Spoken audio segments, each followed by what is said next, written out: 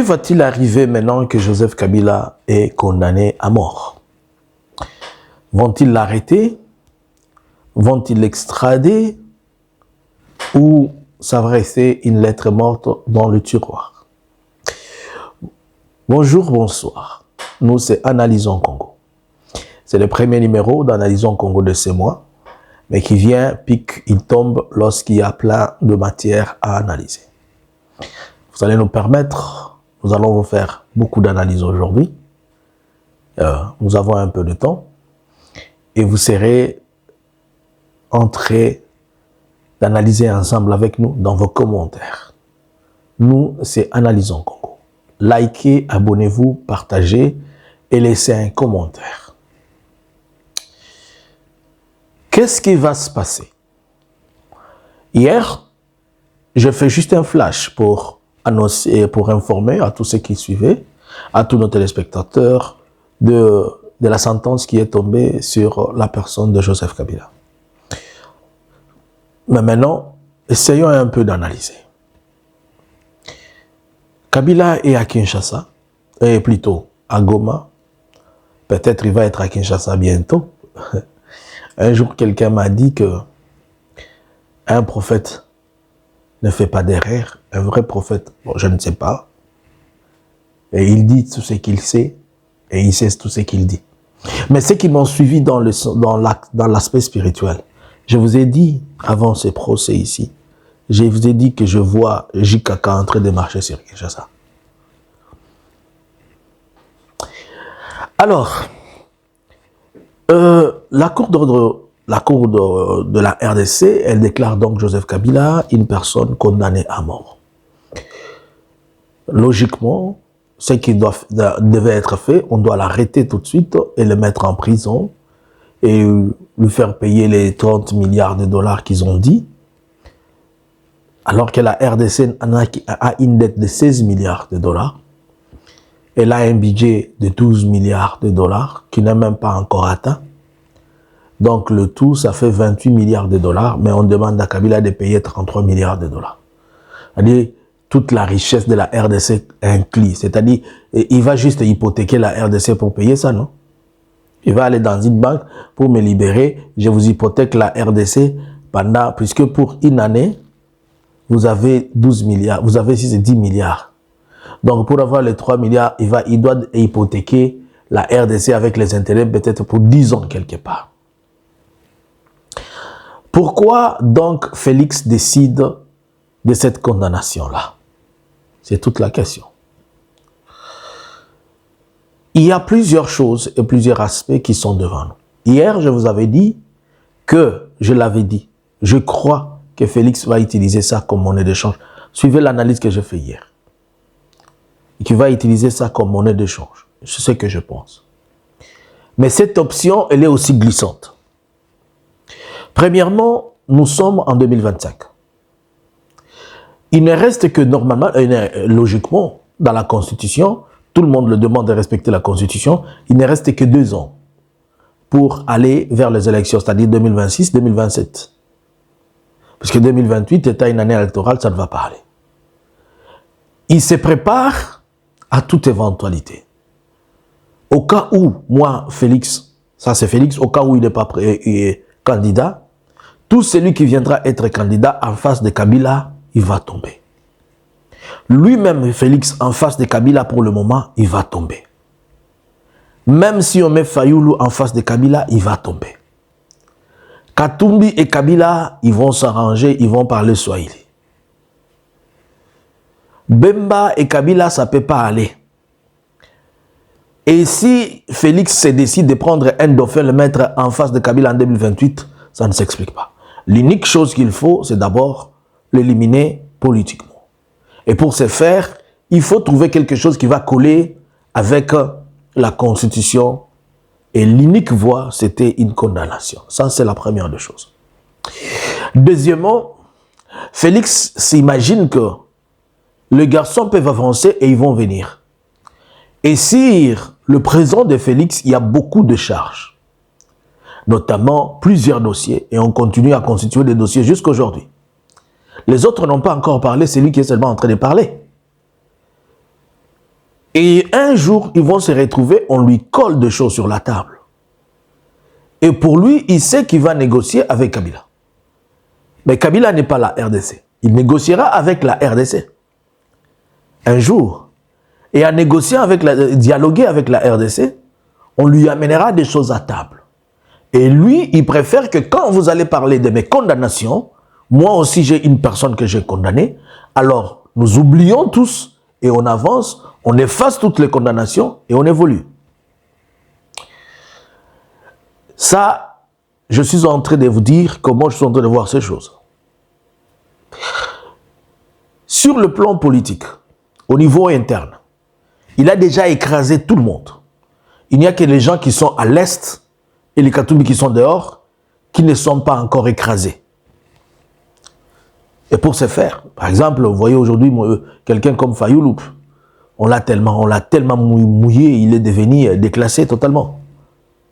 Alors, tout ce monde-là, à Kinshasa, il n'y a personne qui lève sa tête, vous essayez, alors, pour ce faire, il faudrait que la partie aussi de l'Est fait comme si elle est maîtrisée. Mais par la même occasion, Félix se retrouve devant un dilemme. Car pour le moment, l'AFC qui doit négocier avec lui, selon lui, leur chef, qui est Kabila, est maintenant condamné. Selon Félix. S'il condamne les chefs de l'AFC, va-t-il continuer à discuter avec l'AFC quoi?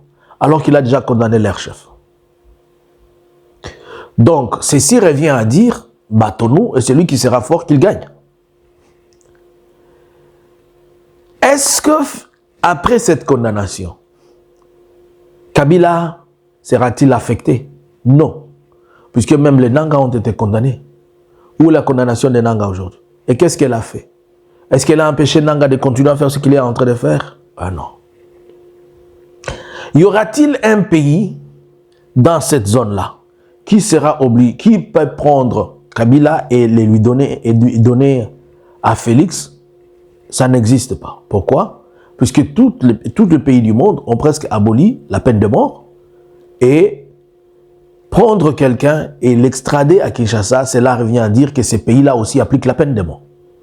Donc, il ne va que arrêter Maman Marthe pour l'amener à Ndolo, ou bien il va arrêter l'un de ses frères pour l'amener à Ndolo, mais quant à la question d'arrêter Kabila, il ne va pas le voir. Est-ce qu'il y a un pays qui a signé des accords d'extradition de prisonniers ou bien de condamnés avec la RDC dans cette zone? Il n'y en a pas. Sinon, l'Ouganda, le Rwanda, le Kenya devaient extrader toutes les personnes. Nanga était recherché quand il était au Kenya, mais on ne l'avait pas extradé. En un mot, en quoi on peut s'attendre? On peut s'attendre à plusieurs événements. Vous savez que Félix est un pleurnicheur. En face de lui, il n'a pas de service de renseignement. Puisqu'un seul coup de tonnerre, Kabila à Congo-Brazza, il a tremblé. Kabila à Goma, il est rentré vite dans un avion tremblant. Il n'a pas de service de renseignement, il n'a pas de bon service de sécurité. L'armée lui-même, elle est déchirée aujourd'hui. Vous avez vu hier comment les militaires à Beni sont en train de revendiquer les non-paiements depuis qu'ils ont quitté les fronts et qu'ils ont commencé à brûler. Déjà, je me suis posé la question. Vu l'état de la fragilisation de son instrument sécuritaire, il se base sur quoi pour penser et croire qu'il peut faire la guerre? Sans renseignement. Il se base sur le drone ou comment? Nous l'avons appris qu'un contingent de Blackwater serait à Kisangani depuis hier ou avant-hier. Mais pourquoi donc les amener? Puisque pour Félix, il faut reprendre la guerre. Mais reprendre la guerre, selon eux, ils savaient, comme les Américains les ont tourné le dos, ils sont en train de dire que les Qatars vont venir à leur secours, ils ont des mercenaires, et ils vont faire la guerre, et ils vont piétiner tout le monde.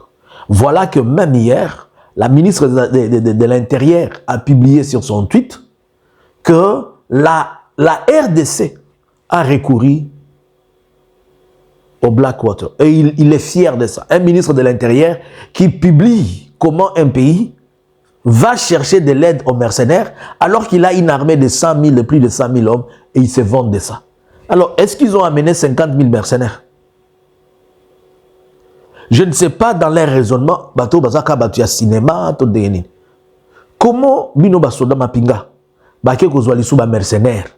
Les ministres des Affaires étrangères, il y a ministre de l'Intérieur, il y a kumisa que ba ba mercenaires. Si ko bino beaucoup fara pamba, mais bango bakena kozwa ba mercenaires. Et la réponse du Rwanda, du ministre des Affaires étrangères du Rwanda n'a pas tardé. Il les a dit ceci. Cette fois-ci, j'espère que vous n'allez plus utiliser le Rwanda pour évacuer vos gens. À qui sert de comprendre, le message est passé. Alors, dans ce contexte, les choses peuvent aller si vite. Aujourd'hui, nous sommes le 1er octobre. Normalement, c'est aujourd'hui qu'on devait parler des CONOPS. Mais cela veut dire que les CONOPS, ça ne marche pas. Puisque c'est aujourd'hui que la RDC devait se démontrer. Je vais faire cette analyse à côté. Mais alors, qu'est-ce qui va se passer? L'AFC, qui est en train de dire qu'on doit abandonner ce genre de pratiques et qu'on ne le fait pas, donc, attendons-nous à toutes les éventualités. Nous avons appris que la FRDC, avec la coalition de Wazalendo, sont en train d'essayer de vouloir reprendre Dibira, mais jusque-là, c'est une lettre morte. Qu'est-ce qui va se passer, selon vous? Kabila va-t-il prendre les armes ou comment? Kabila, c'est un homme à surprise. Tout le monde le demande maintenant de se tenir debout. Mais moi, je pose la question à mes frères Katangé. Je vous pose cette question. Pensez-vous que si la sentence était contre Félix Tshisekedi, ce matin, les Kassai allaient se taire comme vous vous taisez là? On a mis à l'écart, je m'adresse au Swahiliphone, on a mis à l'écart Vital Kamerhe. On a mis à l'écart tous vos généraux. On touche même les symboles d'un monument du pouvoir congolais. Kabila, c'est un symbole du monument du pouvoir congolais, que vous l'acceptez ou pas. Est-ce que les Kassai, même s'il y a des militaires là-bas, aujourd'hui, ça allait être comment? Vous voyez que vous-même vous démontrez que vous n'êtes pas à mesure de réclamer votre droit et que ce que Félix fait, personne ne peut soulever son petit doigt. Félix a si terrorisé et intimidé même les gens qui pensent ne pas être intimidables. À l'époque de Kabila, vous étiez tous là, même les Katanga là. Vous étiez en train de crier à tout moment. À l'époque de votre propre frère. Vous voilà aujourd'hui. Vous n'êtes même pas à mesure, Yakukamata attaque, ata topito, ata mujarete, mupiki, ata lidjou, ata kukamera, wala ata facilement kunyumba tout moi c'est mon asilik. Donc vous êtes d'accord avec ce que Benye Félix a fait à Moutotoen. Bakatange, mina baouliza. Ingelikuwa hii situation napitikana mukasai. Kama sai, mukasai zote mbili ziko hai. Memwei. Munaona kwa munafikia. Amuko hata mesure ya kushimamisha kichwa mtu mwa kusema juu kila mtu anaogopa. Félix ana parvenir kumaîtriser kila mtu kufasi yake.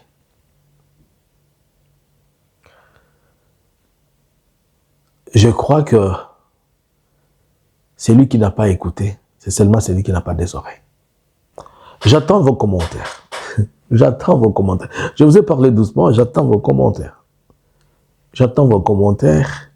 J'attends écouter. Excusez. J'attends écouter ce que vous dites. Nous, c'est Analysons Congo. Abonnez-vous, partagez et likez. Analysons Congo subscribers.